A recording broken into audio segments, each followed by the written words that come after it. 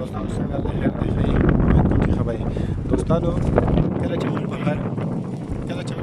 باندې کار کوو لکه په اوچت ځای کې باندې نو موږ بیټري استعمالوو هغه په ټاور کې یا په بل څه هایټ کې دلته خو لکه زموږ د ټاور کار دی خو په بل څه هایټ باندې یو سړی کار کوي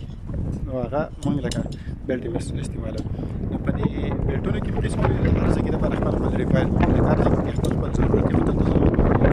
بیلټونو کې قسمونه دي په ځینو کې 2D 3D 4D 5D اوس زموږ د ټاورو لکه زموږ چې کوم ریکوایرمنټ دی زموږ د ټاورو کې نو په ټاورو کې اوس زموږ دا کوم بیلټ موږ استعمالوو دا 5D اوس په دې کې دا 5D بیلټ 5D فول باډي هارنس دا اوس لکه د دې تاسو ته چې په دې کې څه دي ولې وایي 5D فول باډي هارنس 5D فول باډي هارنس په دې کې ډیګان لګېدل ډیګان رینګان دا څه وایي دا دی ټي شکل دی دی ولې باندې دی وایي کنه دا وګوره په دې کې پنځه لګېدل یو دا شو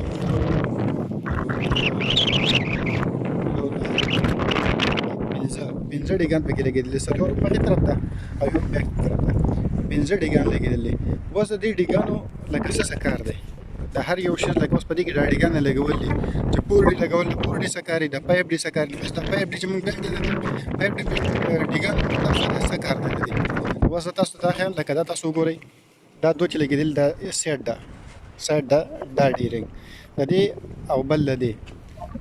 ته وایي ورک پوزیشن لینډیارډ دپاره دا موږ استعمالوو کله چې موږ په سزګي کې کار کوو نو موږ ته داسې واچوو لکه زموږ توازن برابر وي د دې دوو ډیګانو کار دا د ډیګانو چې لکه موږ په کوم ځای کې کار کوو د هغې دپاره موږ لکه دا دوه ډیګان استعمالوو دا لکه د کار دپاره استعمالوي ورک پوزیشن لینډیارډ دپاره دا دې دوه ډیګانو بس بیک سایډ کې چې کوم لګېدلی دی دا تاسو وګورئ دا وایلینګ یارډ دی وایلینګ یارډ دپاره لکه ډبل وایلینګ یارډ دا د دې دپاره کله چې موږ لکه ټاور ته خېجو یا راکوزېږو موږ به دا استعمالوو د دې کار د وایلینګ یارډ دپاره لکه د دې کار څه دی د دې شاته بیک سایډ د وایلینګ یارډ ډبل وایلینګ یارډ دپاره ښه اوس په دې کې مخې ته دوه نور چې دي یو دا دی او یو دا دی